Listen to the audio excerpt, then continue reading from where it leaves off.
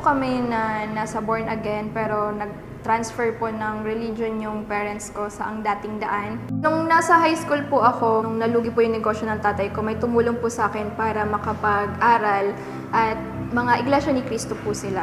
Kapag inimbitahan nila ako na makikinig ng alas 7 ng doktrina, hindi po ako umuwi ng bahay. So ilang beses ko po silang tinanggihan kasi sobrang close talaga po yung mind ko that time na sa dating daan lang po. Ibang-iba siya sa ibang religion. Sabi ko, ano kaya meron talaga dito sa iglesia? Bakit kaya sa dating naming religion, sobrang binabatikos nila yung iglesia? Observant din po ako that time kung ano yung mga tinuturo po sa loob ng Iglesia ni Cristo.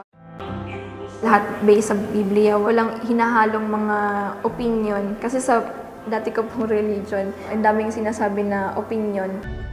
Ang turning point ko po is yung natutunan ko na yung mga hula na nakasulat sa Biblia natupad sa Iglesia ni Cristo. Dahil sa natutupad yung mga nakasulat sa Biblia sa loob ng Iglesia ni Cristo. Kaya po, naninindigan po talaga ako na ito yung totoong relihiyon. Kaya kahit ano man po yung pagsubok na naririnig at pinagdadaanan ko, nagpatuloy po ako sa pagiging Iglesia ni Cristo. Nung Iglesia ni Cristo na po ako, sa tuwing magkakaroon po ako ng mga problema mula po nung nag-aaral ako hanggang sa nagtatrabaho, nananalangin lang po ako, nagasagawa ko ng mga pagpapanata at sinasagot po ng Ama.